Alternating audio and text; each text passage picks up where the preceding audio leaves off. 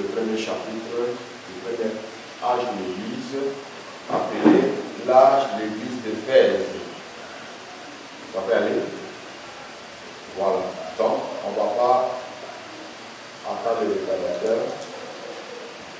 Dans le temps, il faut que nous expliquions, puisque nous entrons maintenant dans le vif du sujet. Le livre de l'Apocalypse est écrit par Jean, révélé par Jésus-Christ. Donc, nous pouvons appeler ces livres,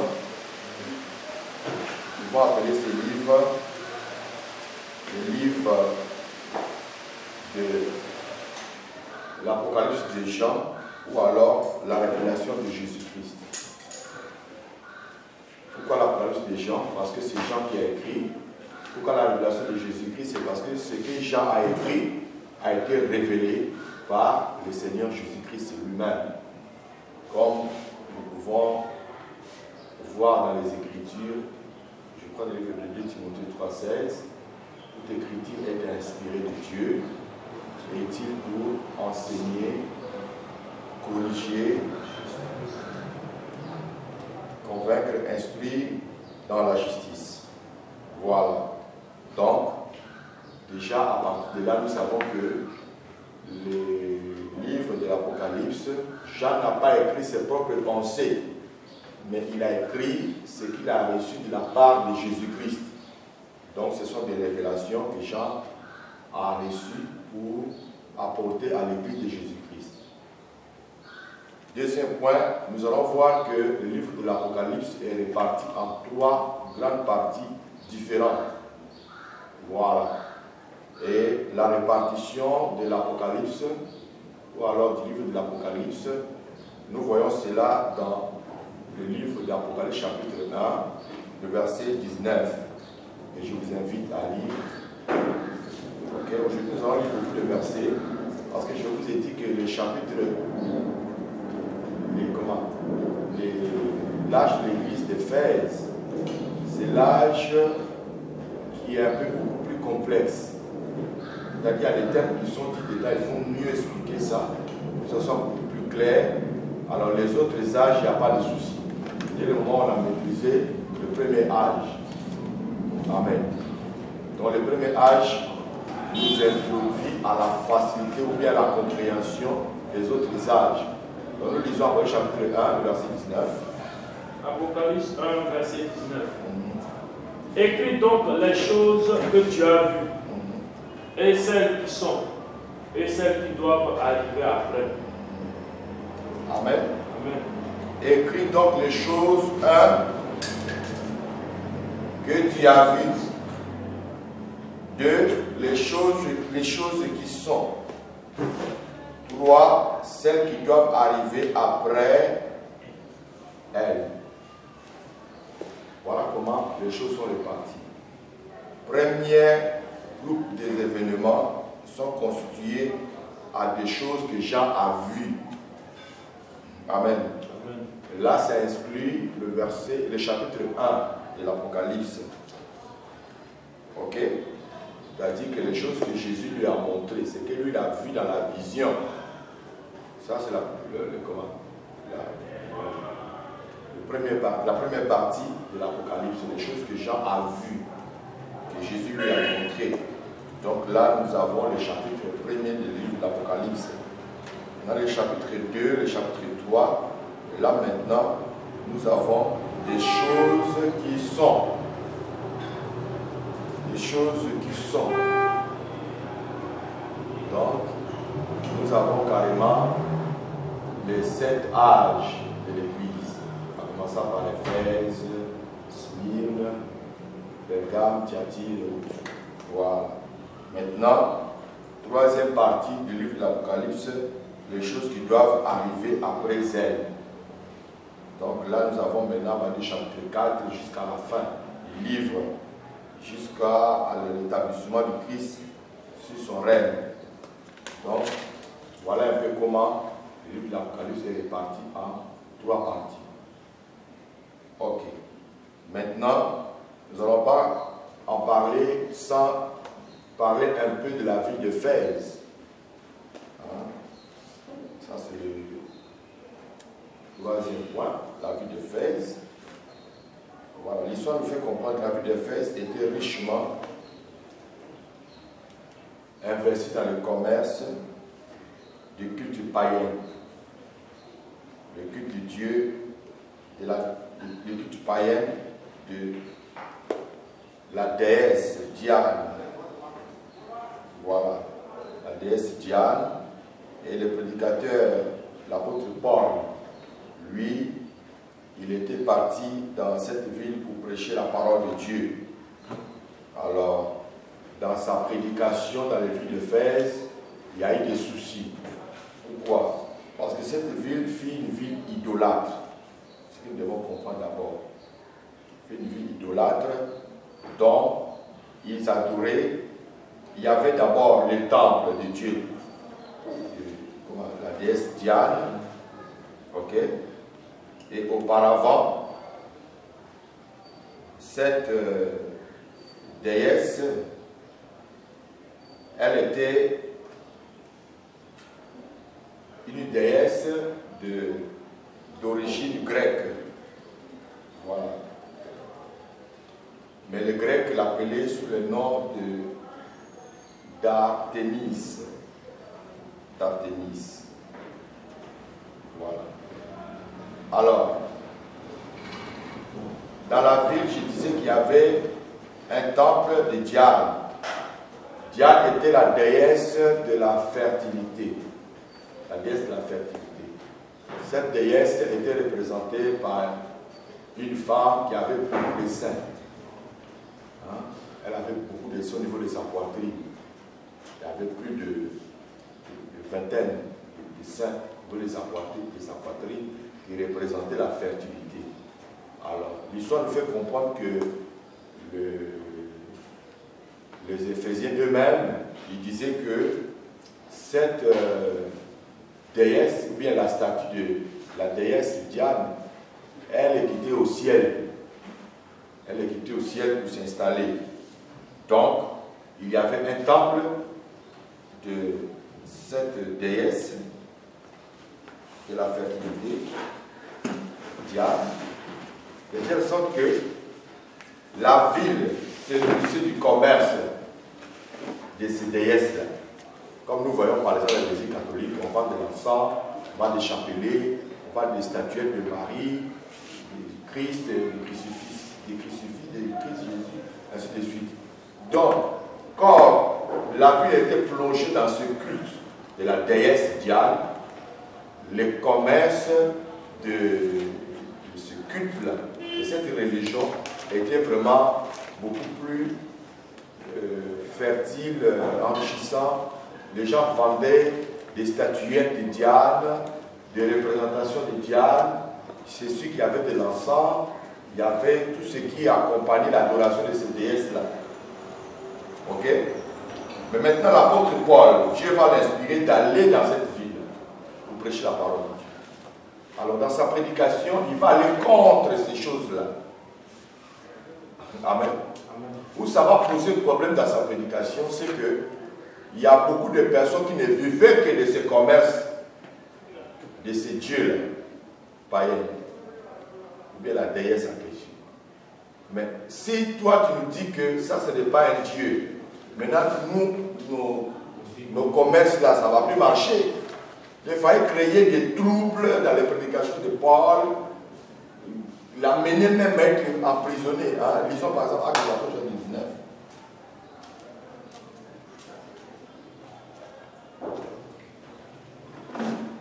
Lisons le verset 24. Actes 19, 24. Un nommé Démétrius, orfèvre, fabriquait en argent des temples de Diane et procurait à ses ouvriers un gain considérable. Il les rassembla avec ceux du même métier et dit: ô homme, vous savez que notre bien-être dépend de cette industrie. Et vous voyez et attendez que, non seulement à Éphèse, mais dans presque toute l'Asie, ce Paul a persuadé et détourné une une foule de gens en disant que les dieux faits de main d'homme ne sont pas des dieux. Le danger qui en résulte, ce n'est pas seulement que notre industrie ne tombe en discrédit, c'est encore que le temple de la grande déesse Diane ne soit tenu pour rien, et même que la majesté de celle qui est révérée dans toute l'Asie et dans le monde entier ne soit réduite en néant. Amen. Amen. Donc, qu'est-ce qu'ils vont faire maintenant? Vas-y. Ces paroles les ayant remplis de colère, ils se mirent à crier. Grande est la Diane des Éphésiens. Toute la ville fut dans la confusion. Ils se précipitèrent tous ensemble au théâtre, entraînant avec eux Gaius et Aristarque, macédoniens, compagnons de voyage de Paul. Vous voyez que les personnes qui créent des troubles, ils les font à cause de leur commerce. Parce que la déesse Diane leur procurait beaucoup d'argent. Mais la prédication de Paul allait contre les temples de la déesse et allait contre la déesse elle-même, Diane. Est-ce que vous comprenez un peu? Donc, frère, croyez-moi, quand il vient avec un évangile qui n'est pas connu dans le milieu, mais qui est vrai, tu es un pionnier. Ça, c'est la première des choses. Dieu, tu paieras le prix d'un pionnier. Est-ce que vous comprenez ça?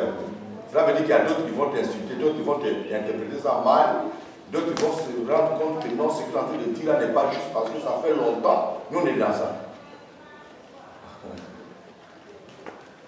Hier, comme ça, il y a mon frère d'Haïti qui m'a appelé et on a causé un peu.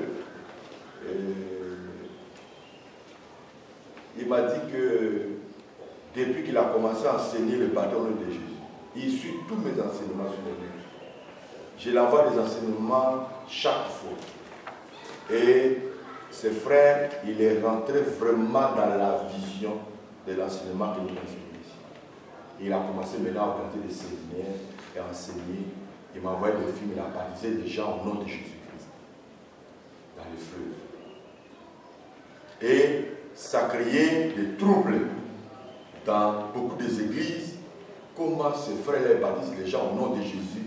Or, ça fait longtemps qu'ils baptisent au nom du Père et du Fils et du Saint-Esprit. Donc, il m'a dit qu'aujourd'hui n'est pas le bienvenu dans certaines églises. Là-bas, on prêche, le millénium aura lieu au ciel. Lui, il a démontré que le millénium n'aura pas lieu au ciel, le millénium aura lieu sur la terre. Donc, il monte des versets par verset. Et ça fait que il a été invité dans une église pour intervenir. Il y a des anciens de l'église, quand ils l'ont vu, ils l'ont chassé. Il dit que lui, il dit que le millénium aura lieu sur la terre.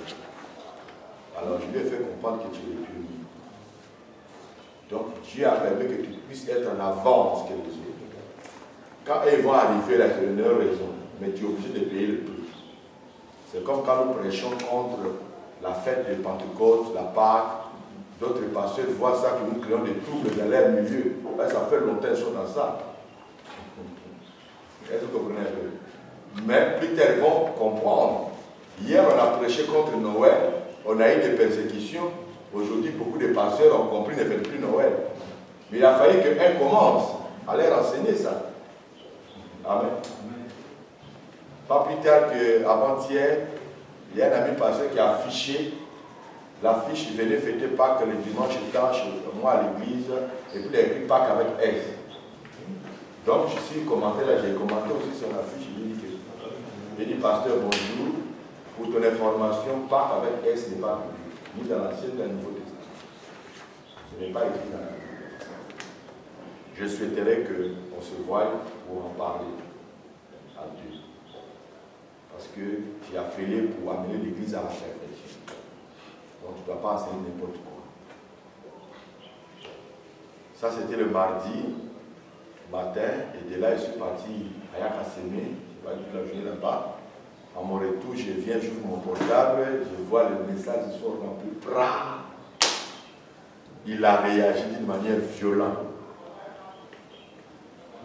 Que lui-même il sait que Pâques là, Et chacun interprète ça à sa manière, mais il sait qu'en hébreu comme en anglais, ça s'écrit avec S. Il dit des choses, comme l'apôtre Paul le dit, qu'il y a des personnes qui disent des choses qui ne savent ni ce qu'ils disent, ni ce qu'ils affirment. Mais ce qui est sûr, au fur et à mesure que Dieu lui-même va nous éclairer, on va commencer à améliorer un peu. Donc, étant qu'un ami, tu ne pourrais pas me parler ça comme ça, si tu fais ce groupe. Alors, lui, il a étudié, il a fait la théologie, il connaît un peu le calendrier, il connaît un peu les changements d'état, bref, il est pas tout. Ce qui m'a plu, il sait qu'il dit, je sais que la parole dit prêcher l'évangile à toute occasion favorable ou non. Mais ça ne permet pas quand même de faire Facebook. Donc après ça, ce sont ces enfants spirituels qui ont commencé à m'écrire. Il faut dire, j'ai envoyé un message sur ta page. Pas S ou sans S, nous on fait. Donc chacun est alors j'ai compris que ce message-là les a frappés. Chacun a pris le temps quand même d'aller fouiller. En fouillant dans la Bible, il ne voit pas Pâques avec S. Ok? En anglais, ça ne s'écrit pas avec S. En anglais, même lui, il nous conduit dans d'autres déesses, ou s'écritait même dans d'autres divinités. En hébreu, ça ne s'écrit pas avec S. Donc, je suis convaincu que ça les a troublés. C'est comme une découverte. Oh, il doit fêter ça dans très bientôt. Nous qui sommes des pionniers, nous sommes obligés de payer le prix de ces choses-là. Comme Paul ici, nous revenons sur Paul, hein, dans la vie d'Éphèse, il a tenté de démontrer que Diane n'est pas une déesse. Il n'y a qu'un seul Dieu. Et le temple là, c'est un temple de démons. Alors, ceux qui gagnent de l'argent, vous voyez, comme certains pasteurs, les jours de Pâques, les jours de Pâques, ils organisent des manifestations pour gagner de l'argent. Il ne faut pas venir mélanger les fêtes. C'est que j'ai vécu à Koumassi. Voilà. Alors, l'apôtre Paul, il a été menacé de troubles, jusqu'au point où même il a été arrêté. Parce qu'il ne voyait pas l'évangile qu'il prêchait, il voyait les intérêts qui avaient de s'envoler. Okay. En dehors de ça, la ville d'Éphèse, il y avait plein de mysticisme, d'exorcistes. Il y avait de la sorcellerie, il y avait de la magie. Hein? Moi, je me souviens dans les débuts, quand on prêchait l'évangile, en tout cas, moi personnellement, j'ai brûlé beaucoup de fétiches. Beaucoup de fétiches. Alors, ici, l'apôtre Paul, dans l'évangile qu'il va prêcher à Éphèse, les magiciens vont se convertir. Actes des Apôtres 19, disons le verset 19. Jusqu'au point, ils vont prendre leurs livres magiques pour brûler.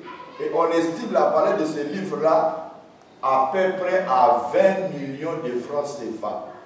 Les livres magiques. Où aujourd'hui les chrétiens ont des difficultés pour payer les livres chrétiens. Pour ne pas dire même la littérature pour s'instruire, la Bible et tout ça. Les chrétiens ont ce problème-là. Hein? Mais eux, les livres qui ont été détruits, la valeur de ces livres-là, on peut les suivre jusqu'à 20 millions de francs. Vous voyez, on peut lire ça rapidement, Acte 19. Acte 19.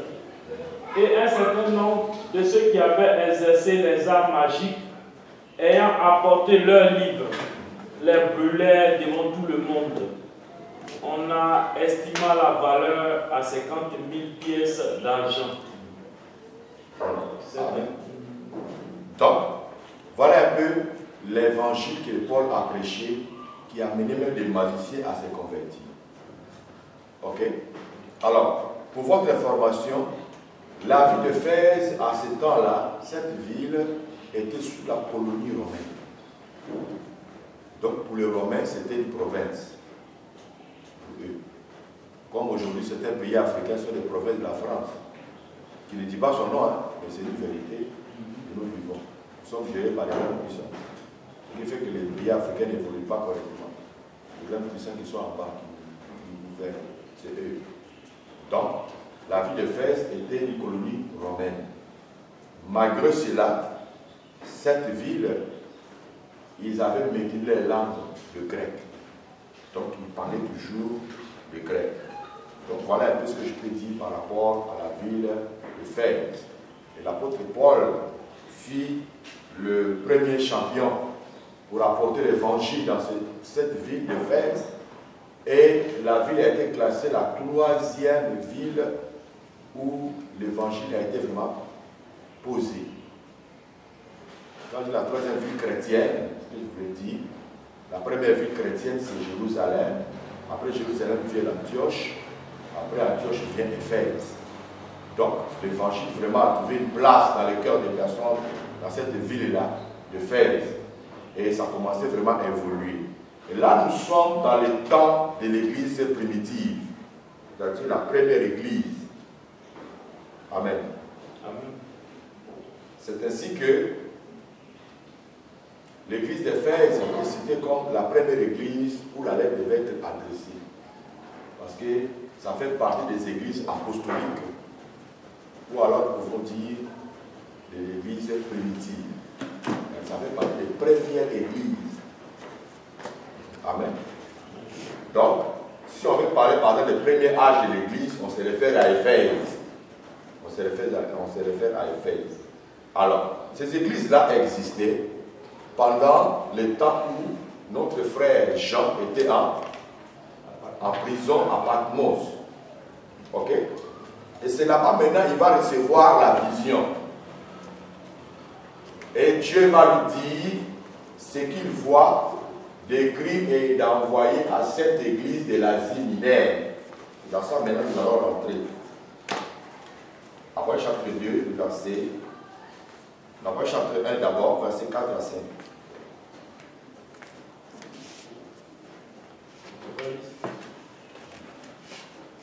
Après chapitre 1, verset 4 à 5. Apocalypse 1, 4 à 5.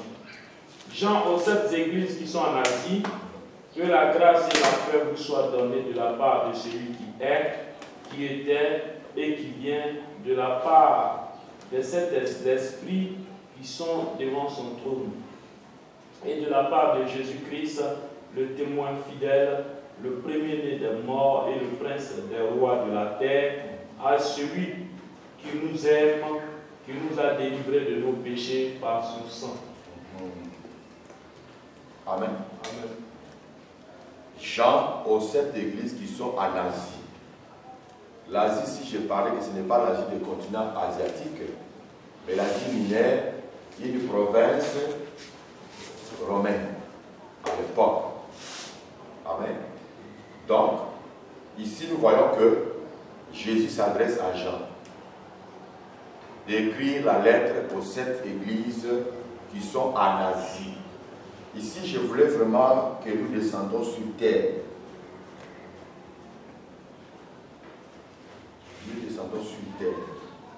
Si j'ai pris mon temps que la partie des faits, ça m'a fatigué, c'est par rapport à ce qui se passe aujourd'hui à notre temps. Où les gens s'attribuent le titre de prophète majeur, l'ange de l'église, ou bien chaque âge a son ange. J'ai étudié beaucoup la parole de Dieu dans ce domaine-là. J'ai tapé 2 semaines sans sortir. Il fallait étudier, revoir les Écritures et écrire. C'est ainsi que le chapitre d'Éphèse là, il est important que chacun ait cette littérature. Ce que j'ai écrit là, c'est ce que le Saint-Esprit m'a révélé. Et quand nous vérifions dans les Écritures, vous allez voir que c'est vraiment exact. Amen. Le chapitre 2, le verset 1, écrit à l'ange de l'église d'Éphèse. Le chapitre 1, le verset 4 à 5, Jean aux 7 églises qui sont en Asie. C'est-à-dire qu'il y a 2 choses qui sortent dedans. 1, Jean, c'est lui qui doit écrire les lettres, s'adresser aux 5 églises qui sont en Asie. C'est-à-dire que ces églises ne sont pas des églises célestes. Ça c'est 1. 2. Quand on dit en Asie, ce sont des églises locales. C'est-à-dire, c'est localisé en Asie. Une église locale, c'est une église visible, qu'on peut toucher. Il y a un pasteur dans l'église, et cette église est constituée de différentes sortes de membres qui viennent.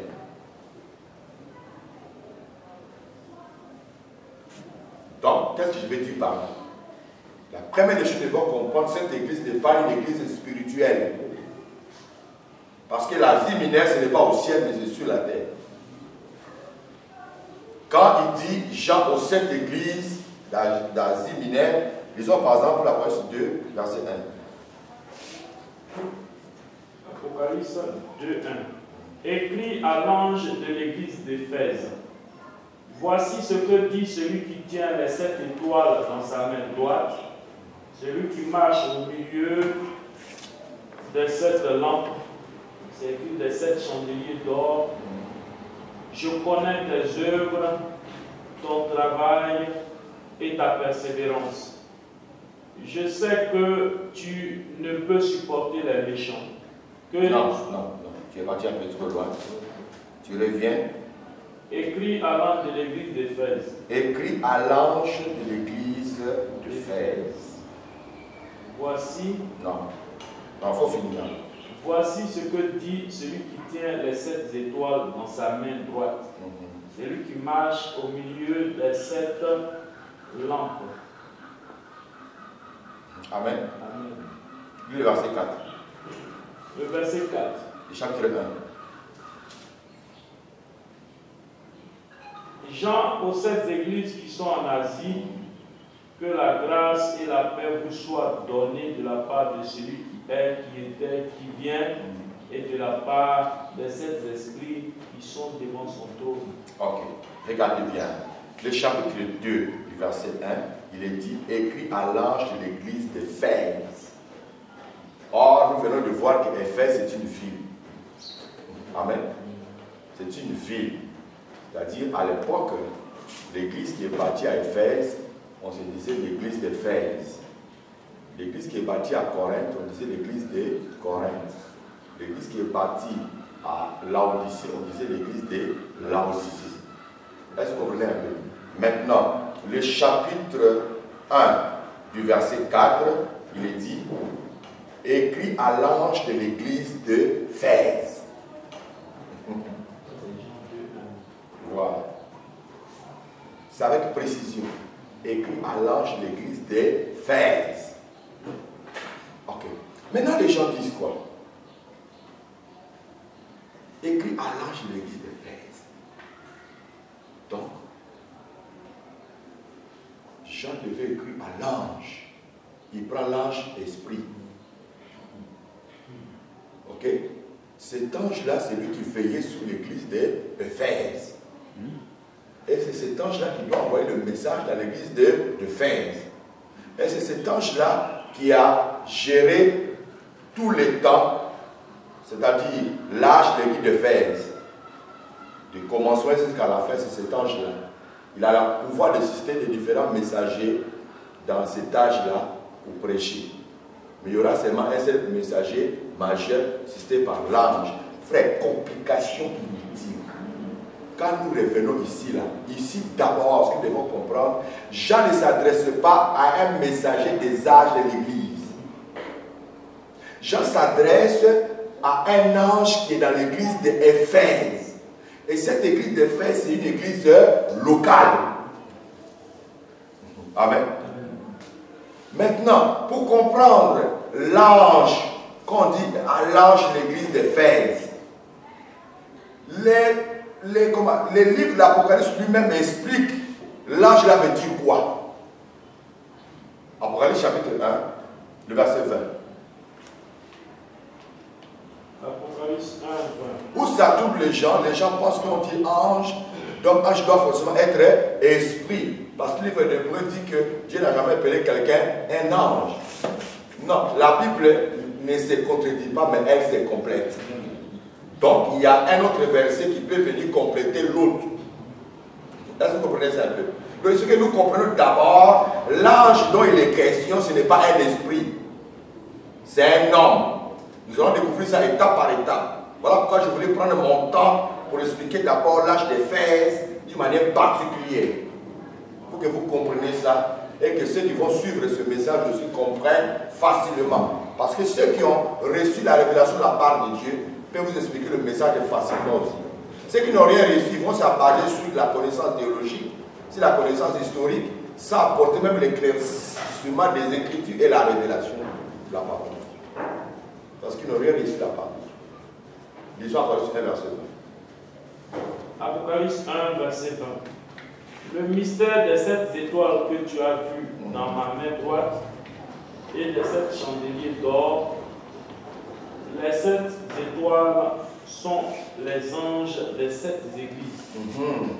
Les 7 étoiles sont des anges de 7 églises. Donc, ici le message se situe d'abord sur les 7 anges de l'église de l'Asie mineure. Est-ce que vous comprenez un peu? Ça ne va pas à la longévité des âges. Amen. Donc ici on nous dit que les anges de cette église sont des étoiles. Donc maintenant il faut qu'on définisse maintenant l'étoile c'est qui? Qui est l'étoile? C'est là maintenant nous allons comprendre qui sont les anges des églises. Nous allons maintenant au livre de Daniel, ok? Rapidement, chapitre 12, le verset 3.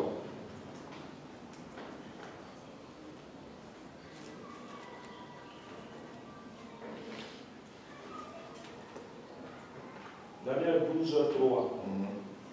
Ceux qui auront été intelligents brilleront dans la splendeur du ciel, et ceux qui auront enseigné la justice à la multitude brilleront comme les étoiles à toujours et à perpétuité. Amen. Amen. Ceux qui auront enseigné la justice brilleront comme les étoiles. Donc automatiquement on comprend que les étoiles ce sont des personnes qui doivent enseigner la justice. Ce sont des messagers. Est-ce que vous comprenez un peu? Donc, quand Dieu ou alors le Christ dit écrit à l'ange de l'église d'Éphèse, c'est le responsable de l'église d'Éphèse qui est là. L'étoile qui est dans cette église-là, le messager qui est dans cette église-là, c'est lui que Dieu a choisi pour enseigner la vérité. C'est lui qui est l'étoile. Est-ce que vous comprenez un peu? Donc on s'adresse au pasteur de l'église. Je vois que ce n'est pas compliqué. Est-ce que vous comprenez ça un peu? On s'adresse au pasteur de l'église qui est à Éphèse, qui est à Smyrne, qui est à Pergame. Pourquoi? J'ai voulu prendre ce passage-là d'abord pour éclairer parce que c'est lui qui nous a introduit dans ces choses d'étoiles, anges, écrit à l'ange de l'église. Les gens mélangés à partir de là. Déjà, quand on va rentrer dans Smyrne, ça serait beaucoup plus facile parce qu'on a déjà compris l'ange de l'église, les églises en question. Est-ce que vous comprenez un peu? Maintenant, regarde bien, on revient au verset 3 du chapitre 12 là, de Daniel. Daniel 12, 3. Ceux qui auront été intelligents brilleront comme la splendeur du ciel. Et ceux qui auront enseigné la justice à la multitude. Ceux qui auront enseigné la justice à la multitude. Donc, ici, le pasteur déjà nous donne une lumière. C'est-à-dire quoi? En dehors de ces 7 anges ou 7 étoiles, il y aura encore d'autres étoiles.